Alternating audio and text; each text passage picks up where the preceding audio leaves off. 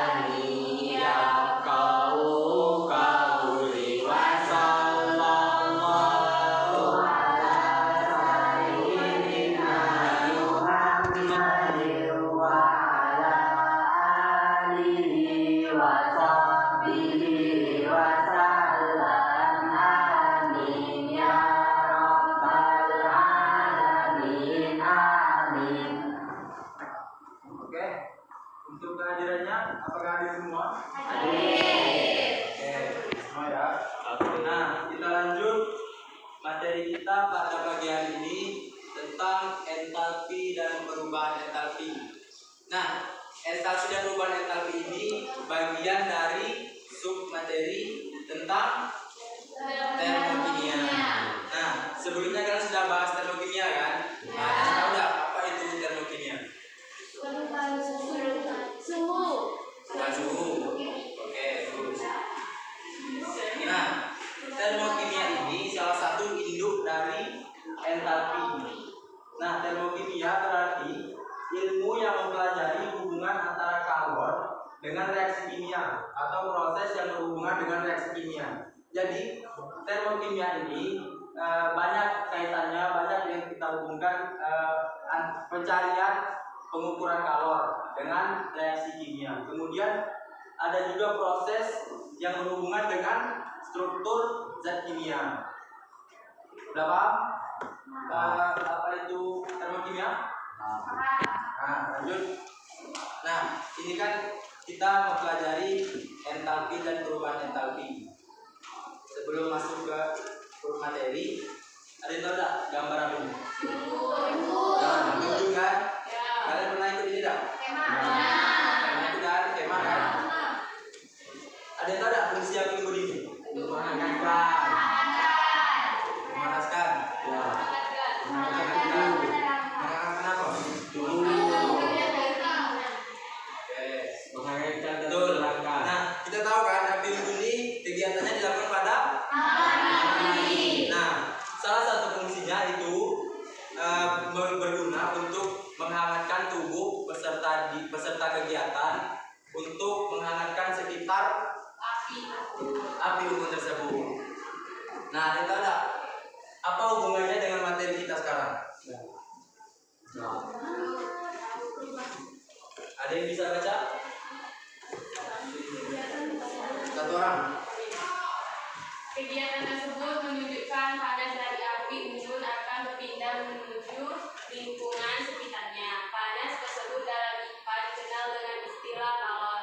Kalor merupakan salah satu bentuk energi. Kalor ini dapat dideteksi dengan menggunakan Oke, belum. Nah, kita tahu kan dalam IPA atau dalam kimia istilah panas itu menunjukkan artinya kalor. Nah, kalian kan tadi sudah mempelajari apa itu reaksi eksoterm dan endoterm. Nah, ada yang tahu tak api unggun tadi termasuk reaksi apa? Bagus, eksoterm. Kenapa eksoterm? karena dia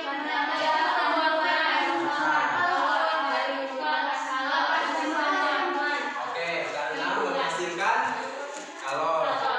Nah, semakin tinggi kalor, maka semakin tinggi suhu, maka semakin tinggi juga kalor. Jadi ketika suhunya tinggi, panas kita akan juga semakin tinggi. Benar. Ini ada sangkut pautnya dengan hukum termodinamika. Nah, yang biasa kita kenal dengan hukum termodinamika 1. Ada yang tahu enggak? Bunyi dari hukum termodinamika 1. Tidak ada? Oke. Bunyinya energi ini. Energi tidak dapat diciptakan atau tidak dapat dimusnahkan. Energi hanya berubah dari bentuk yang satu ke bentuk energi yang lainnya. Lainnya. Nah, lanjut ke materi entalpi. Ada yang tahu entalpi itu apa? Belum ya? Oke. Nah, entalpi ini atau biasa kita sebut kalor itu merupakan jumlah dari semua bentuk energi dalam bentuk zat. Nah, biasanya entalpi ini dilambangkan dengan H besar ya. Nah, kita contoh untuk entalpi uap air itu dituliskan dengan H dari H2O. Uap air apa simbolnya?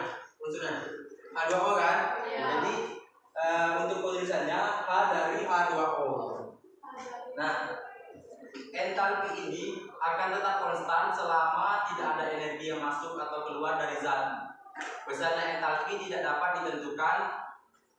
Kemudian entalpi ini merupakan banyaknya energi yang disebut sistem itu dilambangkan dengan U. Kemudian juga kerja, hubungannya dengan sistem dan kerja. Kerja ini bisa dilambangkan dengan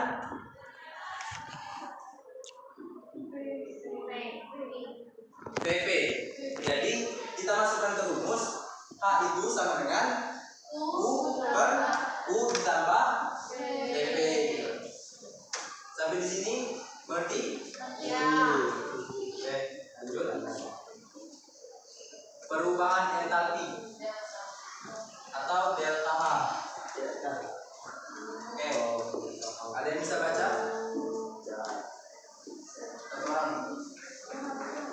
Satu orang. Oke, bukan. Setiap zat kimia memiliki energi. Energi ini tersimpan dalam bentuk energi potensial dan dikenal sebagai energi kimia. Harga entalpi suatu zat atau sistem tidak dapat ditentukan. Yang dapat ditentukan adalah perubahan entalpi yang menyertai suatu proses apakah proses kimia atau perubahan entalpi adalah selisih antara entalpi akhir produk dengan entalpi awal. Terima kasih ya. Nah, tadi kan kita sudah tahu tuh entalpi. Nah, harga entalpi itu tidak bisa kita tentukan, tapi yang bisa ditentukan itu adalah perubahan entalpinya atau delta H. Nah, perubahan entalpi ini merupakan perubahan kalor yang terjadi pada suatu reaksi kimia. Jadi selisih antara simbol entalpi dan entalpi produk dan entalpi reaktan. Nah, tadi sudah dijelaskan juga kan apa itu reaksi eksoterm dan endoterm. Itu ada reaktan dan produk. Nah, bisa dilihat rumusnya di sini. Delta H sama dengan HP dikurang HR. Nah, ada yang tahu apa yang delta H, HP dan HR?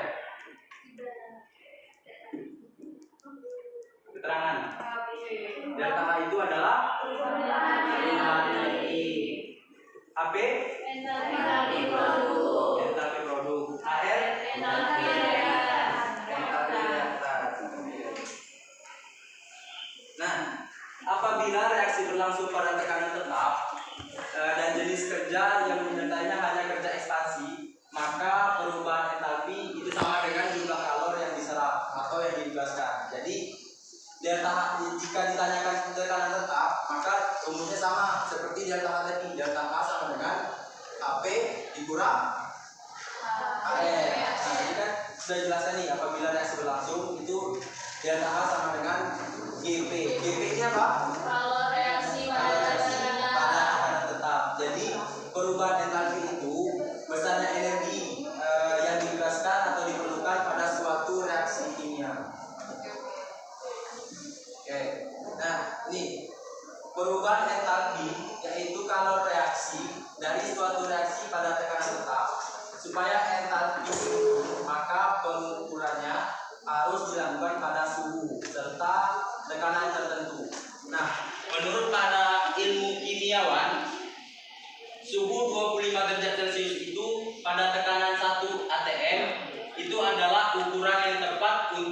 mengukur entalpi. Suatu perubahan entalpi yang diukur dengan ukuran standar itu disebut dengan perubahan entalpi standar. Nah, satuannya dalam sistem internasional itu adalah kilojoule. Jadi satuan delta H itu adalah kilojoule. Penulisan besar entalpi reaksi persamaan reaksi dengan menuliskan simbol perubahan entalpi dengan persamaan reaksi. Nah, ini misalnya A ditambah B menghasilkan C, delta H-nya sama dengan plus X kilojoule. Ada tahu maksudnya ini? A tambah B ini merupakan yang telah dijelaskan di reaksi eksoterm dan endoterm tadi. Ini A ditambah B itu apa? Reaktan atau produk? Reaktan. Oke, reaktan. Dan C ini adalah produk. Nah, delta H ini yang merupakan perubahan entalpinya. Di sini nanti dijelaskan nilainya. Misalkan C ditambah O2 menghasilkan CO2. C tambah O2 itu termasuk apa? Reaktan atau produk? Reaktan. Oke, reaktan. Dan CO2 adalah produk. Nah, oke. Sampai di sini paham? Oke.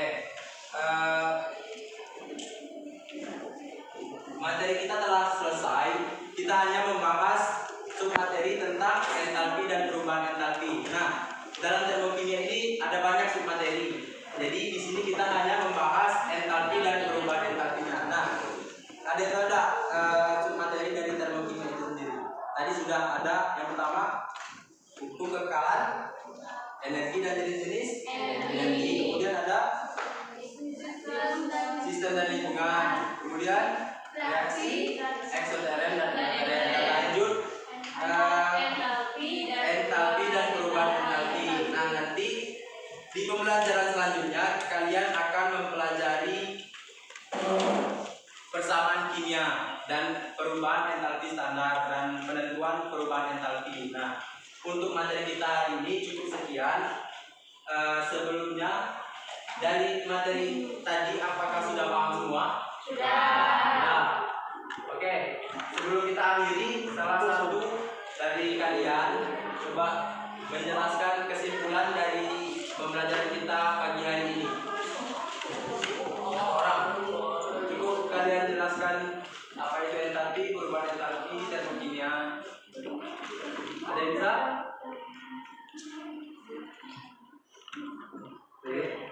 Entalpi atau delta H jumlah energi yang dimiliki sistem pada tekanan tetap. Entalpi suatu sistem tidak dapat diukur, yang dapat diukur hanyalah perubahan entalpi.